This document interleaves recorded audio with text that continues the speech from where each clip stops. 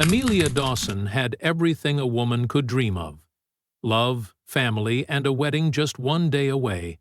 But within 24 hours, her name would fill news headlines, her white dress would turn into crime scene evidence, and her twin sister Abigail would accidentally reveal a secret so dark it unraveled the truth behind her brutal death.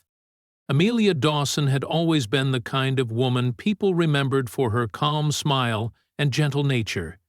At 27, her life seemed almost perfect.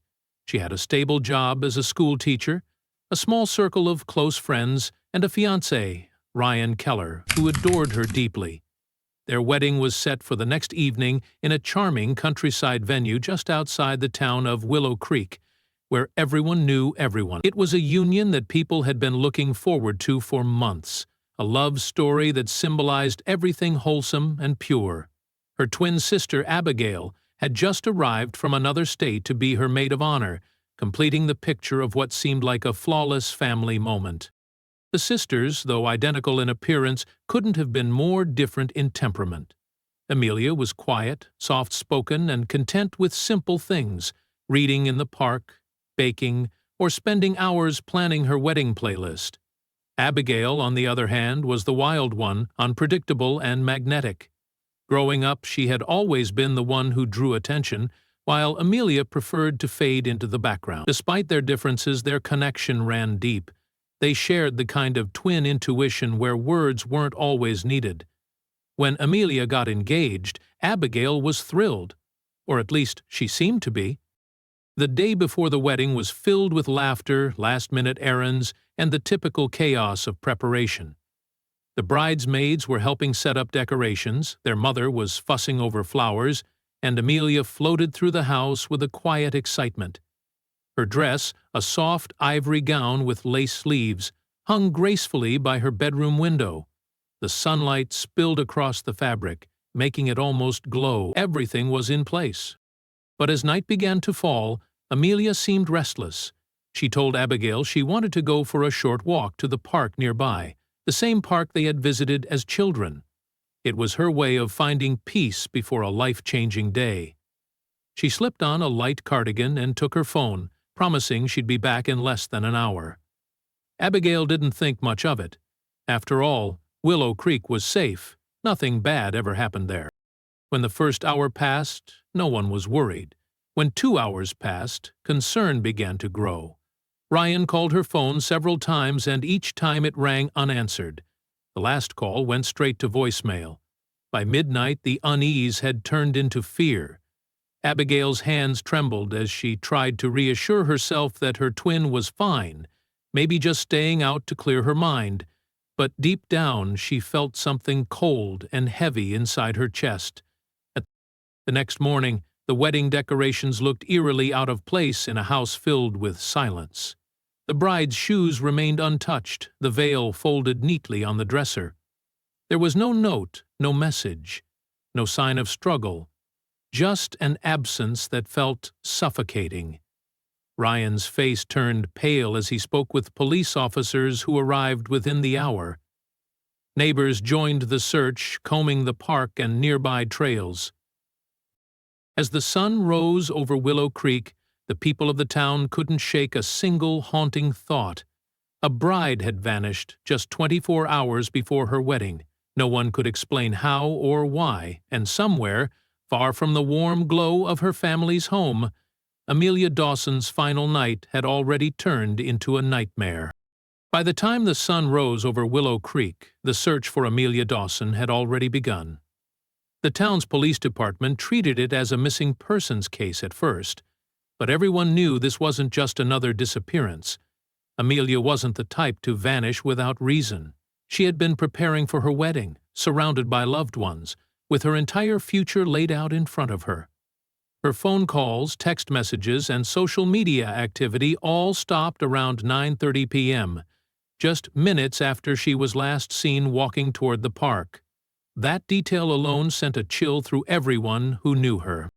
The search teams fanned out across the quiet suburban streets, calling her name. Police dogs traced her scent to the old park where she often went to clear her mind. Near one of the benches they found her phone, the screen cracked, lying face down in the dirt. The discovery made Ryan's knees give out. Her mother collapsed in tears. Abigail stood frozen, her eyes locked on the phone, as if it carried the answer she was too afraid to hear. Not far from the bench, tangled in a low bush, was a torn piece of fabric that appeared to match the soft pink dress Amelia had worn that night. The scene told investigators that something had gone wrong, but it didn't tell them what. The park had security cameras near its entrance, and detectives quickly obtained the footage. What they saw was deeply unsettling. At 9:40 p.m., a black pickup truck pulled into the parking area. Amelia was visible near the bench, speaking with 4 men. The footage was grainy, but it was clear that she hesitated before getting into the truck. Her posture showed reluctance, her arms crossed, her weight shifting backward. But after a few seconds, she climbed in and the vehicle drove away. That was the last confirmed sighting of her alive. The truck was traced back to a local mechanic shop owned by one of the 4 men seen in the video. All 4 were quickly identified, each of them with minor criminal records for vandalism, public intoxication, and petty theft. Their names became known across Willow Creek almost instantly, sparking outrage and fear. When questioned, all 4 men told nearly identical stories. They met Amelia near the park, talked briefly, and offered her a ride home. They claimed she seemed upset but insisted they dropped her off near her house before heading to a bar across town. Their story didn't fit. No witnesses saw Amelia return home that night. No one at the bar could confirm the men's timeline. Still, with no physical evidence linking them directly to a crime, the police had little to hold them on. Ryan refused to believe she had willingly gone anywhere with them. He knew Amelia's cautious nature, how she hated being around strangers, especially late at night. Abigail, however, reacted differently. She stayed quiet through most of the questioning, avoiding eye contact when the footage played. Her face drained of color the moment one of the men appeared on the screen, as if recognition had struck her in a way she couldn't hide. When detectives noticed her change in demeanor, they made a note of it. Something about Abigail's reaction seemed more than grief. It was guilt, or maybe fear. But for the moment, no one said anything. The wedding that should have been a day of celebration had turned into a desperate search for answers, and as night fell once again over Willow Creek, the fear grew heavier. Somewhere out there, the bride was still missing, and everyone began to wonder if they were already too late.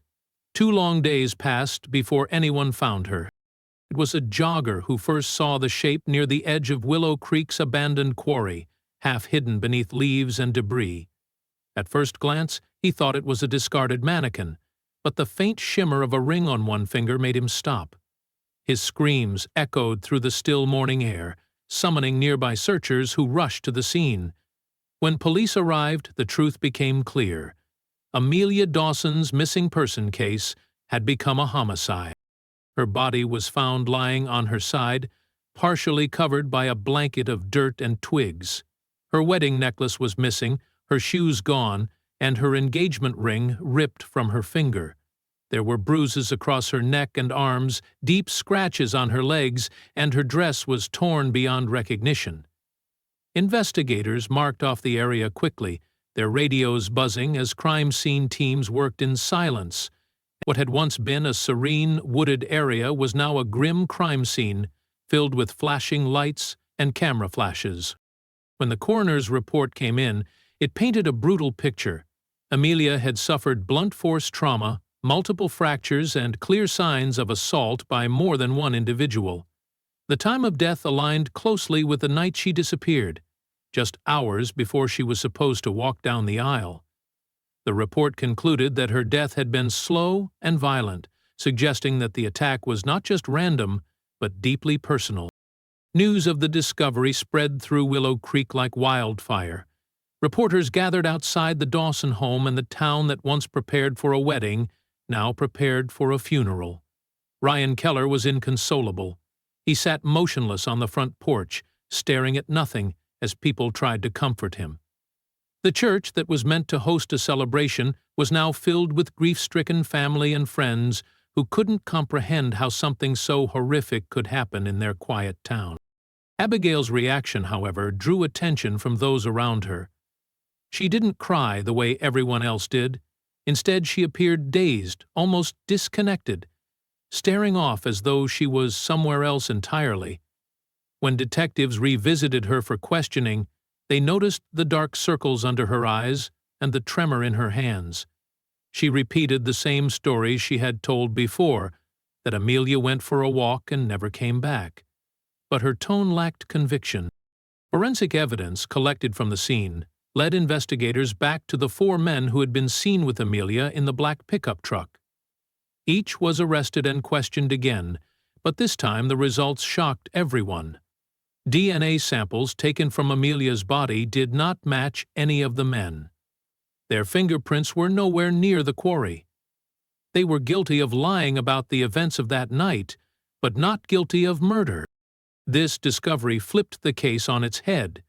If the men hadn't killed her, then who had? The timeline became a puzzle that didn't fit. Somewhere between the moment she entered the truck and the moment her body was left in the quarry, something, or someone else, had intervened. Police began to suspect there was another person involved, someone who knew both Amelia and the men. In the days that followed, the town's grief turned into suspicion. Rumors spread that Amelia had secrets, that she might have known her attackers, or that someone close to her had set her up. But as the detectives pieced together her final hours, they found something more chilling than gossip, a trace of betrayal that didn't come from strangers, but from within her own family. The case, once thought to be about 4 men and a random act of violence, was about to unravel into something far more twisted and personal than anyone imagined. It was a single sentence that changed everything. During an interview with investigators, Abigail Dawson, pale and exhausted, sat across from a detective as he mentioned the black pickup truck captured on surveillance near the park. Without hesitation, she muttered, "But they were supposed to take her home by 10." The words hung in the air, and the detective froze.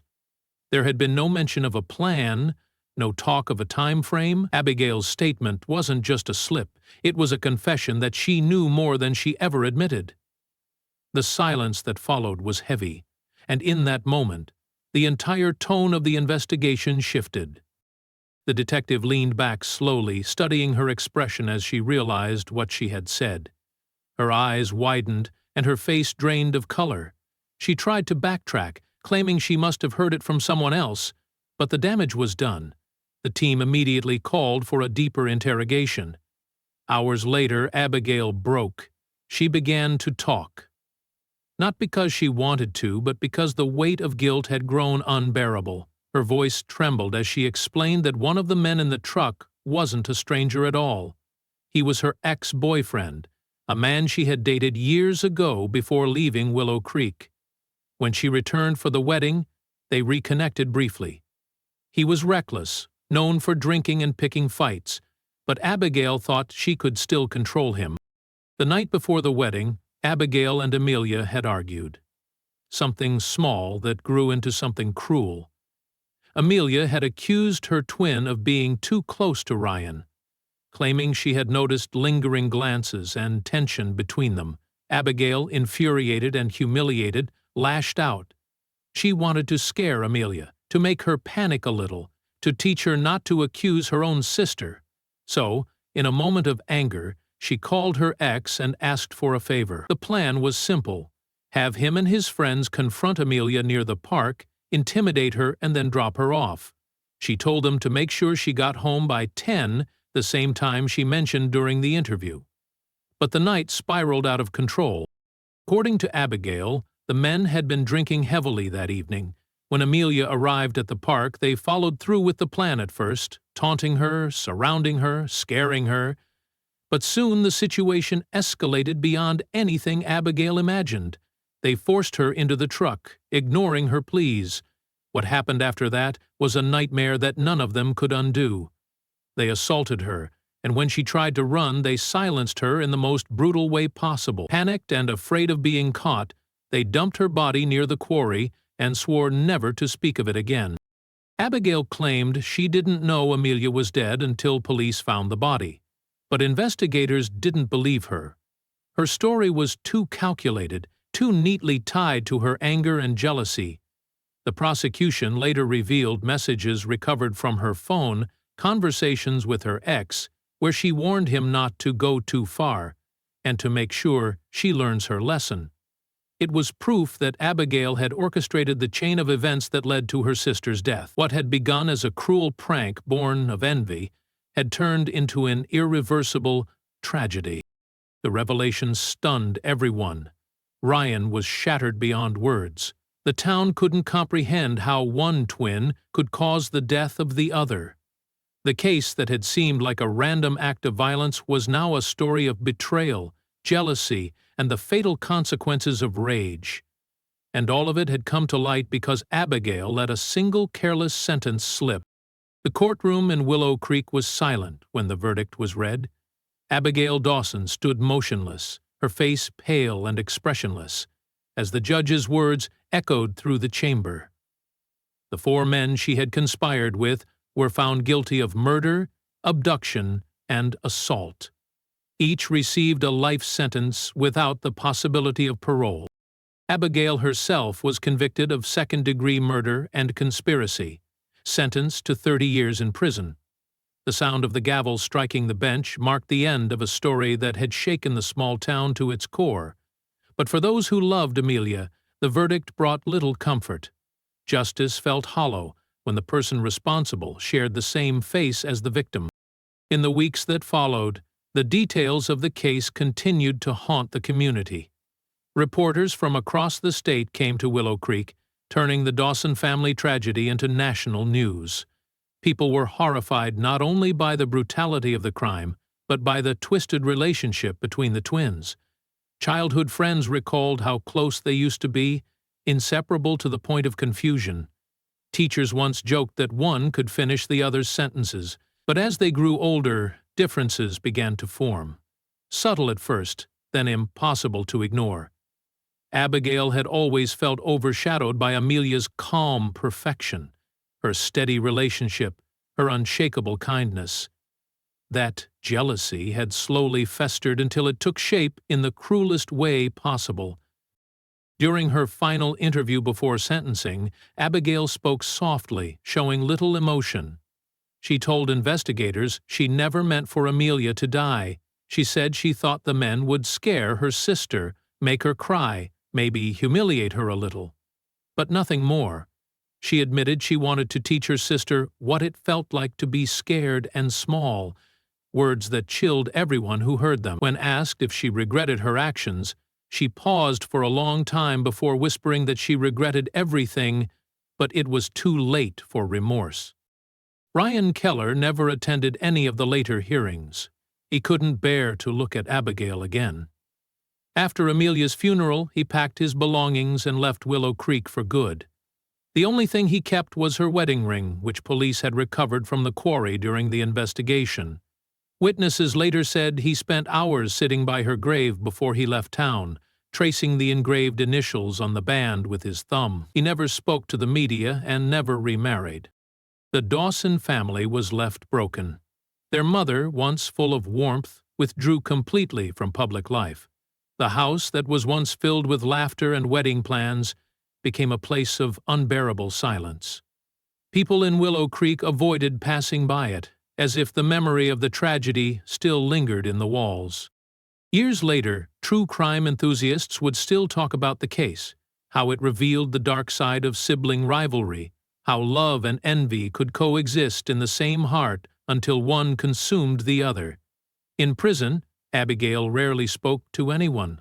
She kept to herself, her once boastful spirit reduced to quiet isolation. A guard later recalled hearing her whisper to herself one night, "We shared everything since birth.